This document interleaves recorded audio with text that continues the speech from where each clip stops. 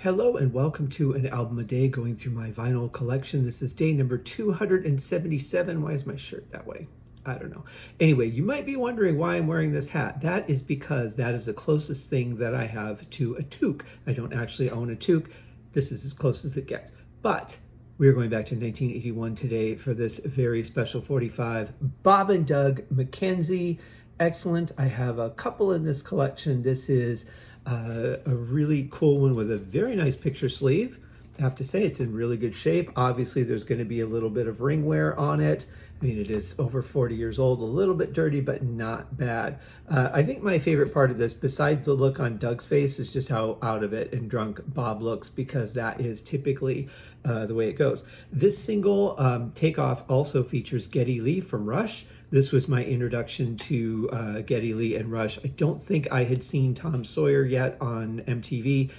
If I had, I did not connect the two. In any case, used to love this, used to hear it on the radio all the time. So yeah, really happy with the quality of the picture sleeve there. The 45 also in great shape. So we have this on the front, and then on the back, we have a track called Elron McKenzie. Now this is from the album The Great White North.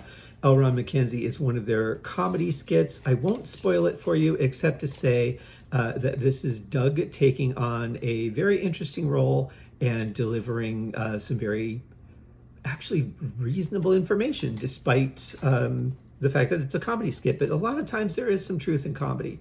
But this is a great addition to my collection. I also have the went over these already when I was doing the LPs, the Strange Brew soundtrack, Bob and Doug McKenzie, The Great White North on vinyl, and then another vinyl as well. There are a couple other ones issued where they were hosts of a radio show for a while, and don't have that. Actually have not been able to even locate a single copy of it yet, but it is listed on Discogs as existing, so that's interesting.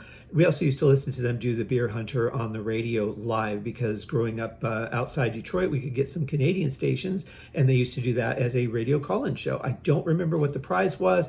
I don't remember exactly how it worked. I think they numbered the beers 1 through 6, and you had to pick one, and then they would pick one, and back and forth until somebody got the one that was shaken up. If it wasn't you, you would win the prize, whatever that was. Probably some Molson beer. But it was a really cool show, and yeah, Bob and Doug McKenzie, can't go wrong with them.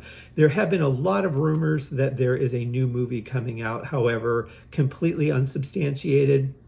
There's also a rumor that Dan Aykroyd is tied to it. That's also impossible because the movie doesn't currently exist. There's nothing in production.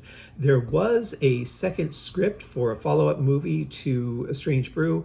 Dan Aykroyd was attached to that, but unfortunately did not come to pass. But we do have Strange Brew, an excellent movie, one I highly recommend that you watch if you need something a little light in your day. And you know what?